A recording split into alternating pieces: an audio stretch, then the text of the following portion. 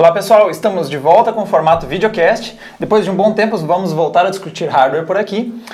E o nosso assunto é relacionado a uma notícia da semana passada, que nós tivemos aí um vazamento de um suposto roadmap da Intel sobre os primeiros processadores BGA. Então, aparentemente, se o roadmap estiver certo, os primeiros processadores vão ser aí de entrada, Celeron e Pentium. E ano que vem já vamos ter os primeiros Core i5 e i7 com essa nova forma de encaixe do processador na placa-mãe. Então vamos discutir um pouco de quais são os formatos de encaixe e o que isso representa para nós, os consumidores, que no final das contas é o que realmente importa. Nós temos aqui uma série desses sockets, então vamos começar apresentando aí para vocês os formatos. E a gente podia começar então por este que está exatamente aqui na minha frente. Nós temos aqui um PGA, isso, Fábio? É isso aí, isso é uma plataforma AMD que na verdade era inclusive como que a Intel trabalhava antigamente. Pode abrir aí, Diego, e mostrar. Nós temos aqui, o PGA indica, até a sigla costuma indicar, né, o tipo de socket. Esse aqui usa pinos, então por isso o nome é PGA. E a gente consegue ver bem claro aqui esses vários pininhos. Ou seja, os pinos ficam no processador, né? E a placa-mãe ela recebe, seria a fêmea, né, no caso. E aqui é um A8, tá? Só para o pessoal ter conhecimento de qual é esse processador, que a AMD chama de APU. Sim, você vê que no formato PGA não é problema nenhum eu fazer um encaixe aqui, porque como vocês podem ver, é bem tranquilo. E já que falamos de Intel, vamos mostrar o que tem sido mais comum hoje em dia com ela, que é o LGA. Desse lado temos o LGA, o dia que você quer mostrar aí. Aqui nós temos um modelo de entrada, né, um Pentium da vida. Mas é socket 1155, então é a plataforma que tem a segunda e terceira geração Core da Intel. E no caso aqui é um Pentium G870. Abre o tira ele para a gente poder mostrar, Diego. Você vê aqui também, o encaixe também é bem É semelhante, só que diferente do PGA, o LGA, os pinos ficam na placa-mãe. E como vocês podem ver atrás do processador aqui não tem nada, simplesmente os pontos de solda. A diferença entre os dois é que o PGA tem os pinos para fora e o LGA recebe os pinos que estão na placa-mãe. Isso. Na prática, para o usuário aqui não impacta muito, mas é importante destacar que no caso, por exemplo, vai acontecer os maiores problemas com essa plataforma de LGA na placa-mãe.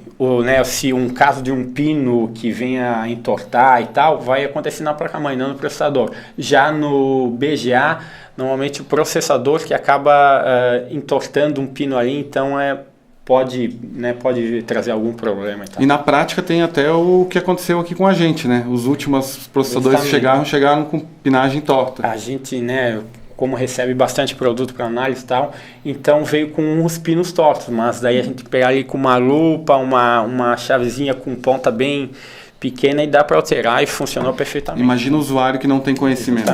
Os correios nem sempre ajudam, né, na hora de entregar as coisas, então. Mas veja que os pinos aqui nesse formato parecem mais protegidos, né? Porque eles estão dentro do socket, é diferente dali do processador, que eles estão bem mais expostos. Mas aí são dois pontos. Os pinos estão mais protegidos, nesse caso aqui, para a placa-mãe, né? A gente já teve caso aqui, por exemplo, de placa-mãe, plataforma Intel, que perdeu a placa-mãe porque entortou os pinos da placa-mãe. Então, e no caso da AMD, perderia o processador e não a placa-mãe. Então, vai acontecer com as duas situações, né? Mas notem que aqui tira o processador para mim, minha mão está escorregando. Que a lateral, inclusive, é um pouco elevada para proteger os pinos que ficam para fora. E eles, na verdade, sobem quando você dá essa puxada aqui com essa manivela e você fecha o encaixe. O que não era necessário no modelo antigo. E vamos agora para o terror dos entusiastas nas últimas semanas, que é o formato que tem aqui no meio. Este é o BGA, ele vem desse nome porque ao invés de pinos ou do encaixe do land ali, ele tem bolas, as bolinhas, os balls, e ele funciona com você colocando diretamente na placa. Então nós não temos mais aqui o socket, nós temos o encaixe feito diretamente na própria placa, ela é soldada dessa forma, e vocês veem que à primeira vista a gente já tem uma impressão de que é uma coisa bem mais próxima, né? Ficou uma elevação bem baixa. E é um dos destaques, né, que o pessoal sempre diz que é bom para sistemas mais compactos. porque... Curiosamente, essa é uma plataforma AMD. A AMD já vem trabalhando com algumas linhas de APUs dessa forma. Então, aqui a gente está vendo, esse aqui seria o processador, tá? Aqui é o chipset dessa placa-mãe. E como a gente pode ver, ele fica bem baixinho, como o Diego acabou de destacar. Aqui ainda vai um cooler para fazer a dissipação do calor. Ou seja, a novidade, na verdade, não é o BGA em si. O BGA a AMD já trazia. A novidade é a Intel trazendo o BGA para o mercado e trazendo um pouco de receio aos entusiastas que ficam com aquele Acho medo. que a grande novidade seria trazer em plataforma de alto desempenho. Justamente. Exato. Isso que eu ia comentar. Core 5 e Core 7. Porque isso aqui é utilizado em uma série de equipamentos, em televisores, enfim, e é uma tendência de mercado, né? O que a gente está discutindo aqui é que agora está começando aí para um público entusiastas que Até então tinha liberdade de opção e agora vai ter que comprar um sistema pronto e pode não ter opção de upgrade. É esse o terror desse público. A gente vê inclusive na nossa demonstração, né? Porque cada um dos processadores aqui a gente mostrava o socket, tirava e mostrava. Não vai acontecer a menos que alguém me alcance uma faca e eu coloque muita raiva nesse hardware aqui porque ele está soldado. Eu precisaria, para tirar, aquecer isso, derreter as soldas e eu precisaria de uma série de equipamentos que são caros. Então é difícil o usuário demandar um conhecimento para isso. Sem contar o grande conhecimento que você precisaria de solda, porque não é qualquer pessoa que consegue soldar. Inclusive, os melhores métodos utilizados de solda hoje são eletrônicos, não são manuais. Exato. Então a chance de dar algum erro no processo é muito grande. Não é nem só uma questão de conseguir soldar ou não, mas é fazer a solda e ela funcionar. É bem difícil para um usuário doméstico fazer, então a gente, bem dizer, tem uma peça única aqui. Mas vale citar as vantagens e desvantagens. Quando você fala em uma peça única, você fala de uma área de contato muito maior entre o processador e o PCB, no caso a placa-mãe.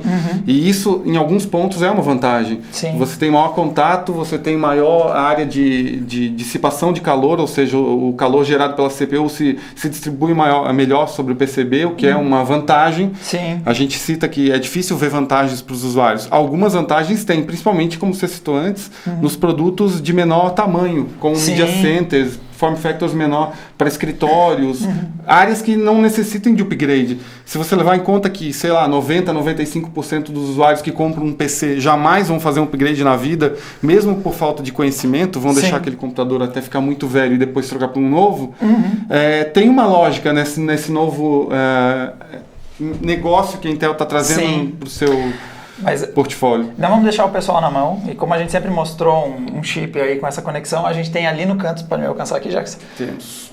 Já que a gente não vai conseguir tirar esse aí, a gente trouxe outro que tem essa conexão. Nós temos aqui um chip gráfico, né? Não é um processador, é o chip da Titan, que está defeituoso. A gente não desmonta os produtos que vem aqui, até porque ia partir o coração de muita gente a gente desmontar uma Titan. Titan, uma placa de vídeo GeForce GTX Titan da NVIDIA. Muito potente. E a gente tem aqui as conexões, não dá para quase ver de perfil, mas é uma série de bolinhas mesmo, e elas são soldadas diretamente na placa. Então, tanto que isso aqui é um chip defeituoso, foi tirado porque já não estava funcionando mesmo, mas é bem difícil você fazer uma substituição desse tipo de componente. E agora a gente pode então, já apresentamos os nossos participantes, aí podemos falar um pouquinho das vantagens de cada um. O Jacques já começou a falar ali alguma coisa sobre o modelo de negócio e tal. Para o consumidor, a primeira coisa que ele precisa estar ciente é que esse formato, você deixa de ter processador e placa-mãe, você acaba comprando uma única coisa, porque se estragar, eu ainda não sei como é que vai ser o modelo que a Intel vai trazer, mas acho pouco provável que você vá mandar de volta, eles vão trocar o processador e te mandar de volta a placa-mãe com... Mas isso lembra muito o modelo de negócio da ARM. Porque quando você compra um smartphone é a mesma coisa. Você tem uma placa com chip integrado da mesma forma. Sim. Nesse mesmo processo, BGA, então não tem nenhum mistério. Na verdade, o mercado de PCs está indo muito para o que o mercado de dispositivos móveis já está nesse mesmo segmento, nesse mesmo estágio, no caso. Esse é um ponto-chave, porque aqui a gente já está começando a ver que o foco são os produtos finalizados. Então, você já tem todos os componentes juntos. O Jacques chegou a comentar. E eu também não sei até que ponto realmente tem muita gente sendo, digamos, prejudicada. Porque quantos usuários de computador trocam processador? São poucos.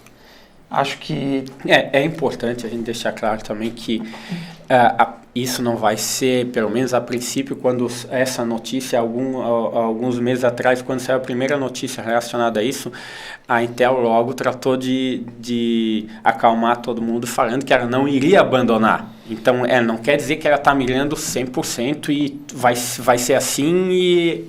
ou é isso ou deu. Não, ela vai ser uma das opções dentro do portfólio de produtos dela. Então, agora, só que eu acho que está tudo muito novo ainda. A gente tem que cuidar para o que a gente vai falar para não acabar cometendo alguns erros. Sim. Aqui. Eu acho que a gente precisa contextualizar. Quando a Intel lançou o Ultrabook, ela lançou um conceito de notebooks diferentes. A ideia é trazer um produto que tem algumas características diferentes e mais leve e mais fino. Esse conceito permite isso. Se você imagina que você coloca um processador soldado direto na placa-mãe, você precisa de uma menor área. Então, você possibilita um produto mais leve e menor. Você tem maior dissipação já do calor, então você não precisa de um cooler tão potente como você precisaria num processador LGA ou PGA, no caso. E outro ponto que é muito importante salientar é o momento que o mercado vive. Se você fala com os fabricantes de placa-mãe, eles reclamam muito que hoje placa-mãe é commodities, que é difícil tu ter uma margem de lucro muito grande em placas, que isso faz parte de um pacote maior, que é vender o produto já finalizado. Então eu acho que muito de a Intel estar adotando essa estratégia, pelo menos em uma primeira análise, é o fato de tu poder agregar valor e vender um combo, um kit fechado, e isso gerar valor para os OEMs, para os integradores que vão vender para os usuários finais. Nós temos aí um ponto crítico que é várias dessas vantagens que a gente fala aqui do BGA, vocês podem ver que para o usuário de desktop não é tão forte assim. Porque dissipação de calor não é um problema. Você coloca um cooler maior, formato compacto muitas vezes não é o que está procurando, você comprou um PC de mesa, mas o ponto crítico é esse mesmo, porque essas placas-mães estão com uma margem de lucro muito pequena e elas estão dentro de um mercado que está retraindo. Então você vê, a situação é crítica.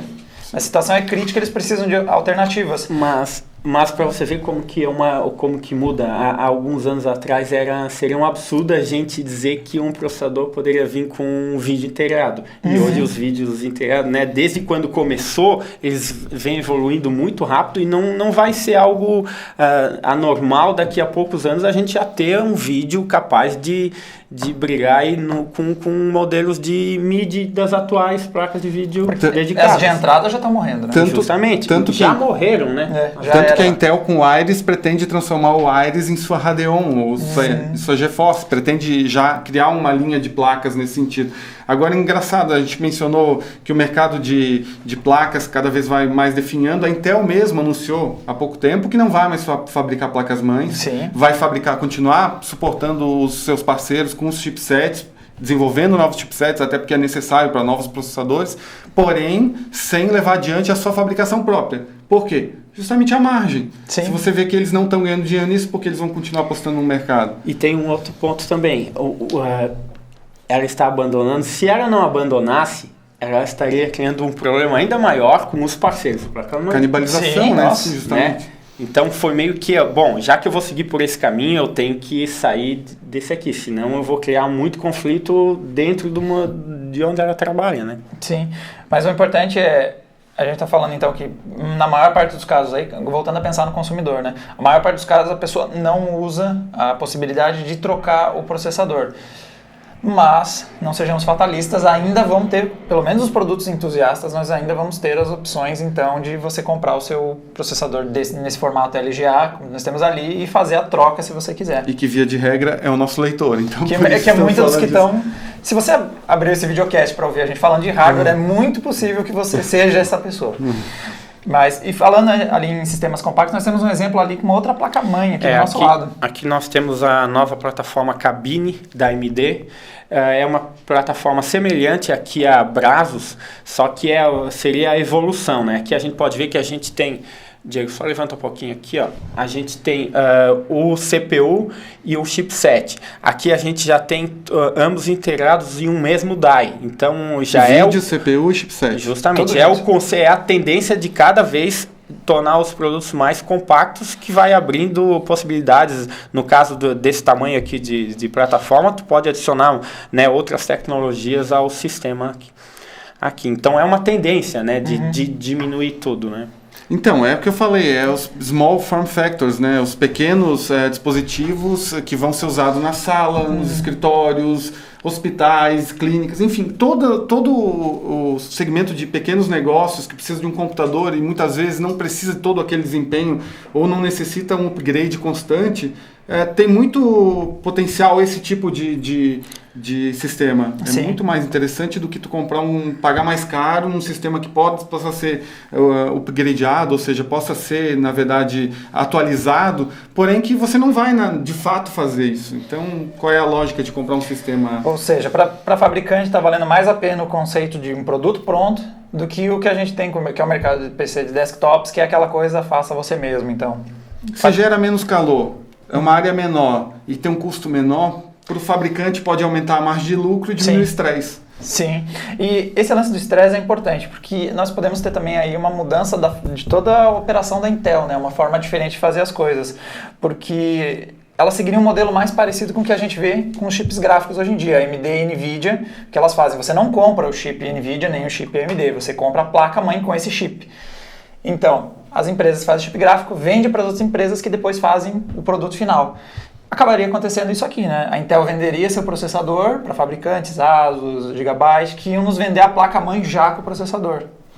E curiosamente, inclusive, não foi nesse ano, acho que foi no ano passado, na Computex, a Asus já tinha apresentado uma solução de placa-mãe com uma placa de vídeo integrado. Isso é uma tendência, tá? Isso vai acontecer, inevitavelmente, vai acontecer uma hora ou outra, de tentar diminuir uma série de dificuldades para a grande parte dos usuários, né? Que é ter que ficar escolhendo produto ou ter que ficar instalando e tal. Então já vem tudo pronto.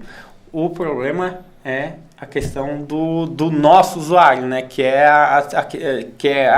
Cansei dessa, quero pegar um produto melhor e tal. E uma perspectiva do fabricante, a gente tem que levar em consideração o seguinte: antes eu mencionei que a placa-mãe está virando commodities. Cada vez está dando menos margem para o fabricante. Quando ela consegue integrar processador, placa de vídeo, agregar novos produtos dentro de um produto mais completo, teoricamente aumenta o valor do produto, aumenta o valor agregado para o fabricante. E antes você mencionou também de que a NVIDIA hoje faz com os parceiros, Intel. Sim. A única diferença entre as duas, e grande diferença que eu vejo, é que a NVIDIA não tem fabricação própria. Ela tem que locar a fabricação, lotes para fabricar X peças. Já a Intel tem um parque fabril monstro. Sim. É muito grande a capacidade de fabricação da Intel. Então, quando a Intel fabrica o seu processador, a margem de lucro é muito grande, porque ela está trabalhando todos os caminhos. Ela vai desde da concepção, do design do produto em si, até a ponta final. Então, toda a margem que ela tem no processador é muito diferente do que a NVIDIA tem no chipset. Isso é bastante relevante se você levar em consideração o que a Intel está fazendo agora de abandonar placas, Sim. desenvolver um novo sistema que beneficia seus parceiros, como o Fábio próprio falou, ela não podia bater de frente com esses parceiros, porque ela já tem o processador, se ela tem a placa-mãe e faz o BJA, ela tem todo o kit pronto, para que parceiro? Então, tem uma estratégia muito acertada nesse ponto de agradar os parceiros, desenvolvendo uma tecnologia que agrega valor ao produto deles, ao mesmo tempo que não perde do seu lado. Agora, pensando aí também nessa parte de você agregar valor e valor dos dispositivos, na verdade, pode ser que aproxime muito a lógica dos computadores, mesmo a lógica dos smartphones, daquela coisa do produto pronto, que não necessariamente é bom para nós consumidores. Porque smartphones viram uma mina de ouro, porque o que você faz? A cada 1 ano ou 2 anos você troca. E quando você troca tudo. Você compra um aparelho totalmente novo. Então, para fabricante isso é ótimo. Inclusive, pode ser uma das razões do smartphone ter impulsionado tanto. Computador, se você troca uma pecinha ou outra, para os fabricantes não é bom. É uma beleza empurrar uma nova memória RAM, uma nova placa-mãe, um novo processador, um novo tudo. Alguma vez você questionou esse ponto? Aí que tá. Porque você não conhecia o outro ponto na área de smartphones. Você veio desde o princípio assim, um produto fechado que te entregava. Quando a Apple veio com o iPhone, com ele fechado e não trocar bateria, foi um Deus nos acuda. Sim. Ninguém gostou. Todo mundo queria ter uma segunda bateria para poder trocar quando acabasse. É a nossa cultura de querer abrir, olhar, ver o produto. Sim. Mas hoje em dia ninguém mais questiona, tanto que isso está virando padrão. Sim. A maioria dos fabricantes está começando a querer pensar nesse sentido porque viu que funcionou. Então, eu acho que é uma migração natural. Se Sim. está dando certo com um mercado que é crescente e o outro mercado está decrescendo, Pegar por que e- não copiar o modelo de negócio dos outros? Que está Exato. funcionando. Sei. Para a acho- gente, consumidor, pode até ser ruim. Eu acho que Mas vem a funcionando. diferença é que eu consigo, apesar da minha falta de destreza, tirar os processadores e eu tenho até, inclusive, isso gravado, consigo provar. Agora, se vocês me derem um celular e me pedirem para trocar qualquer componente dele, vai ser um Deus nos acuda. Então, eu acho que faz sentido para a maior parte das coisas de computador. Notebook, computadores mais simples, mas querendo ou não, e é o que o pessoal tem medo, esse vire o único modelo de negócio nos desktops, porque vai ter momentos em que é mais legal você ter isso aqui. E se você quiser fazer o upgrade, você faz. Né? Inclusive, esse que o Fábio falou ali, de você ter placa de vídeo também, né? Você ter o chip gráfico integrado e tudo mais.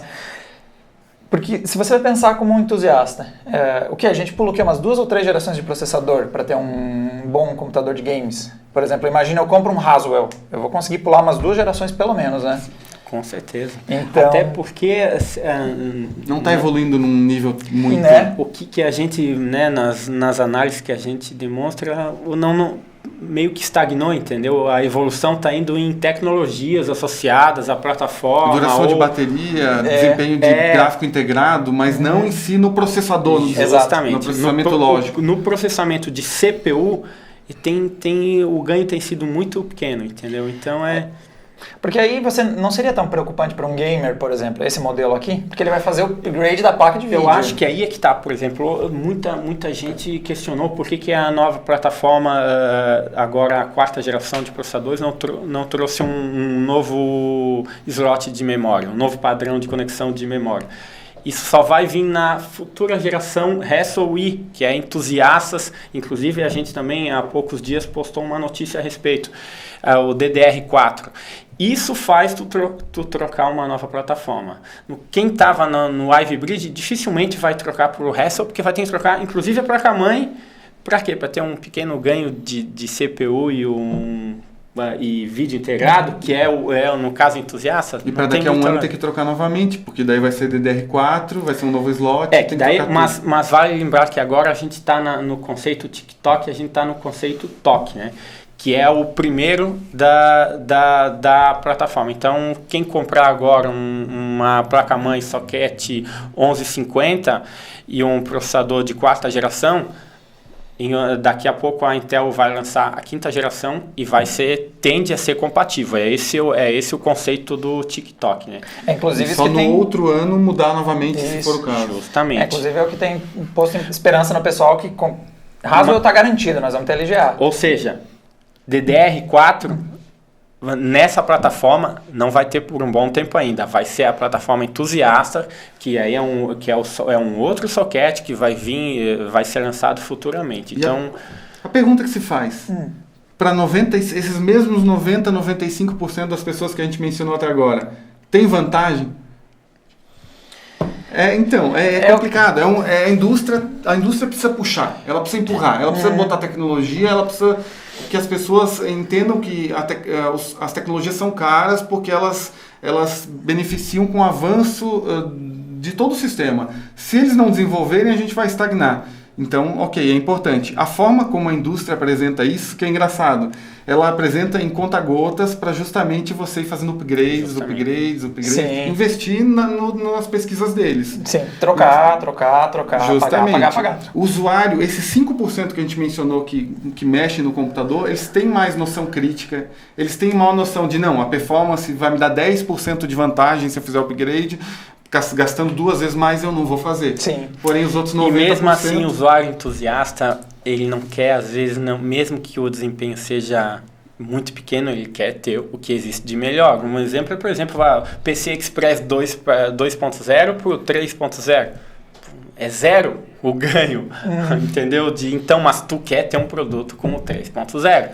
Então, é a necessidade de tu sempre estar com o melhor hardware, o mais Sim. recente, com as melhores tecnologias, mas em grande parte das vezes com poucos ganhos de desempenho. Pouco ganho de desempenho. Isso é um ponto interessante. Talvez seja vantagem se acontecer, você ter as 2 opções, você ter o Core i5, BGA e o LGA. No meu caso, por exemplo, eu pegaria, se o preço fosse interessante, eu pegaria o BGA, porque eu sei que eu não vou trocar o processador em 2 ou 3 anos. Mas a princípio é assim que vai funcionar, tá? Isso que a gente tem que deixar claro. Não vai ser, né? Como a gente falou anteriormente aqui, não é algo que vai ser, tu vai ter isso e acabou. Não, tu vai ter, tu vai poder escolher. Resta saber quais vão ser os benefícios da plataforma que vai ter. Vai ser integrada. Faz todo o sentido do mundo ter um sistema com BGA integrado a um notebook.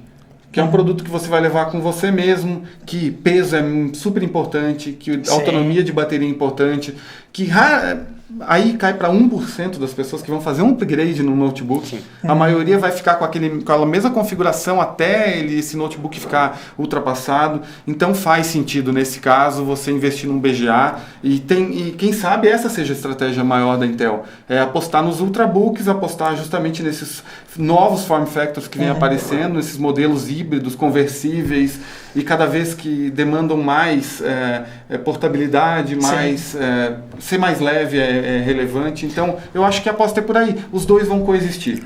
Esse é um ponto que para mim está claro. Isso está dando certo, né? Por que não trazer para o mercado de desktops?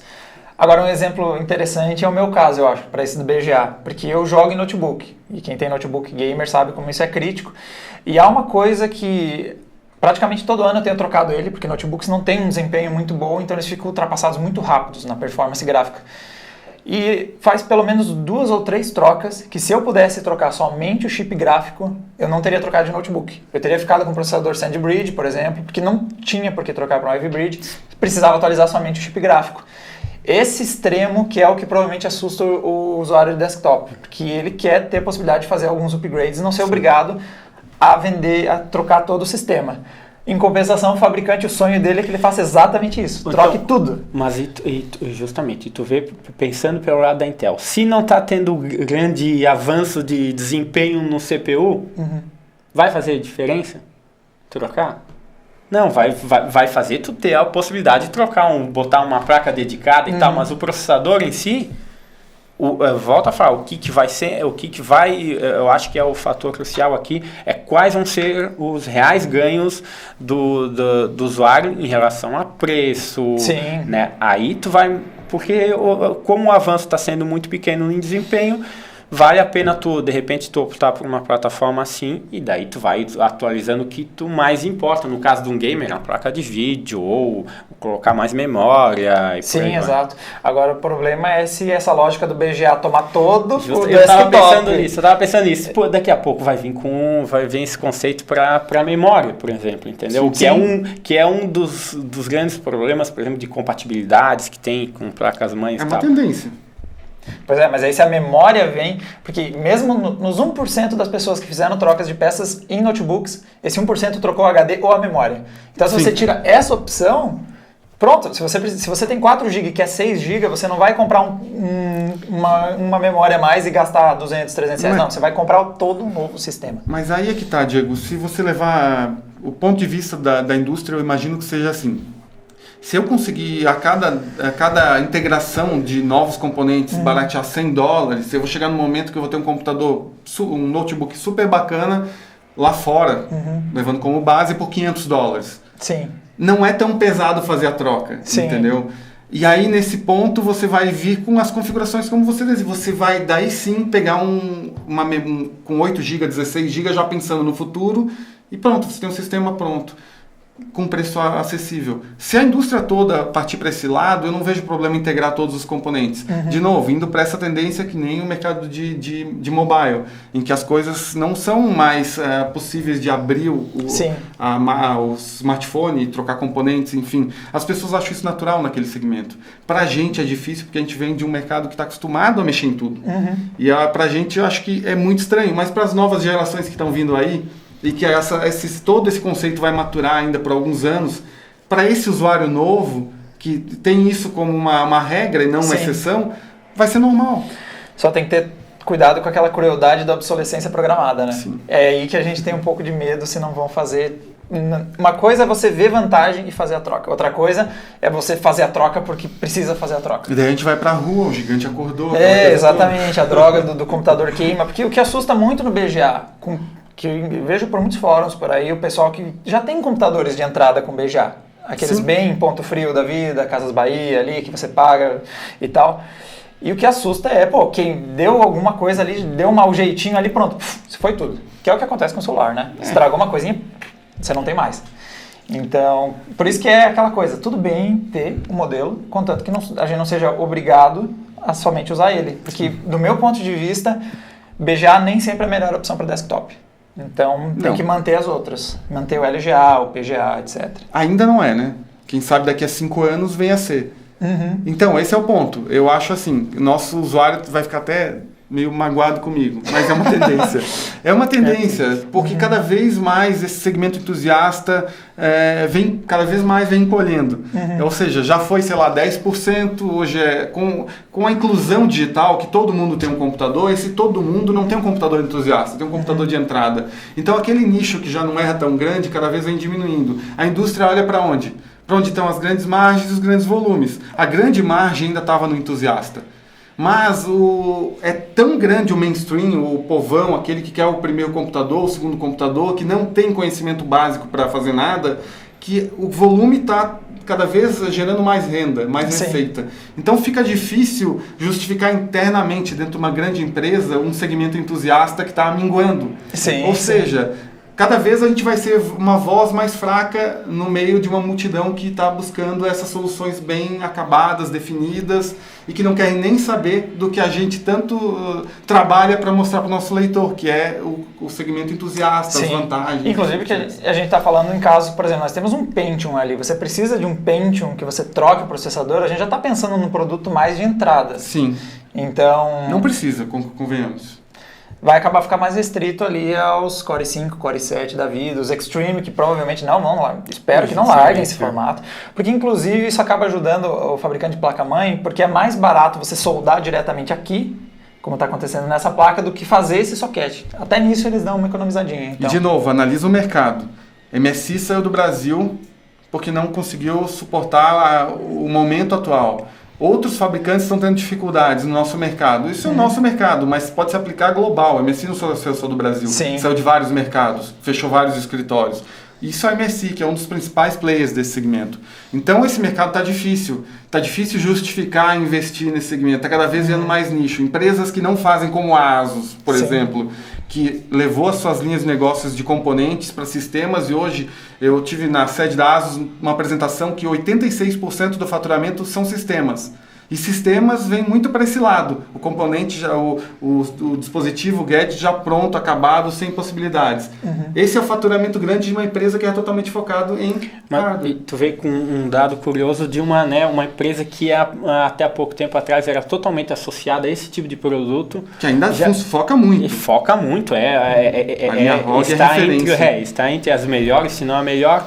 Mas tem 86% do seu faturamento em sistemas. Isso é uma amostra de para onde o mercado está indo. Só fica estagnado e parado quem realmente está contando os dias para fechar suas portas. Exato. Pensa 5 anos atrás, Gigabyte e Asus é a mesma coisa. As duas tinham sistemas lá na Ásia, as duas estavam fechadas no mercado asiático, as duas eram fortíssimas mundialmente em componentes. Onde é que está a Asus hoje, onde é que está a Gigabyte? Faz uma análise. Em componentes, as duas continuam rivalizando, continuam tendo ótimos produtos. Mas sistemas, hoje a Asus é vista como líder em inovação e design.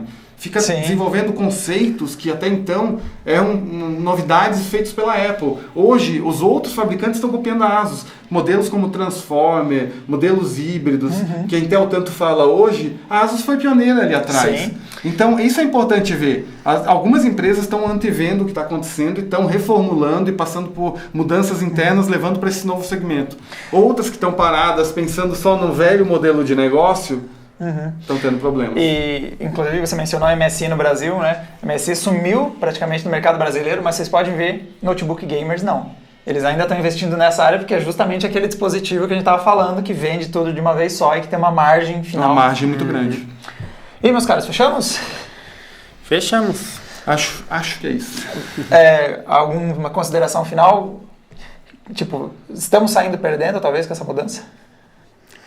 Eu não vejo veria dessa forma se tivesse isso e acabou. Exato. Eu acho que vai continuar da mesma forma, não... E por um lado, acho que de repente até vai diminuir uma coisa que eu acho que é um absurdo, por exemplo, placa-mãe. Toda nova geração de processador, tu vê uma empresa lançando 20 modelos de placa-mãe, para quê? Sabe, não tem sentido. Deveria ter ali, 5, deveria ter um limite, 5 modelos. Um modelo mais de entrada, porque não tem, as diferenças são muito poucas de desempenhos e vai mais em cima de tecnologias, ou para overclock e tal. E justamente. Então eu não vejo de forma negativa isso desde que tenha a opção. Mencionando o nosso câmera ali atrás, ele estava brincando essa semana que estava filmando várias placas e eu perguntei, o que você acha de cada uma? Não sei, que essa aqui é amarela, essa aqui é vermelha, o resto elas são iguais. Concluindo, acho que BGA, LGA e PGA vão coexistir.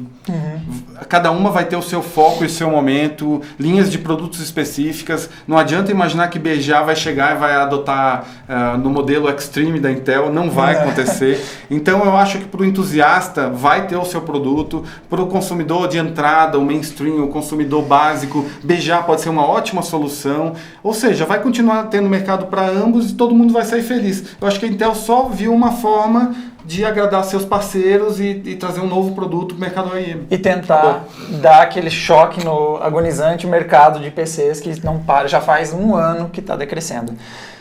Eu concordo com vocês e acho que, contanto que continue a opção, porque para muita gente vai ser melhor esses outros formatos, não tem problema nenhum. Senão nós vamos para as ruas. O pior seria se não tivesse a concorrência, né? Então, exatamente. No mínimo, a AMD já, quando surgiu essa notícia, a AMD falou, eu não vou mudar o meu negócio. Vem mudando e até adotou antes, né? Com os cabines da vida. Sim. Mas isso... nesse mercado não incomoda ninguém, Justamente. porque é até uma solução melhor. Quem diria, a AMD virou tendência. Então encerramos por aqui. Galera, continue de olho no Adrenaline para ficar por dentro das últimas novidades de hardware. Até o próximo videocast. Um abraço! Até mais. Até.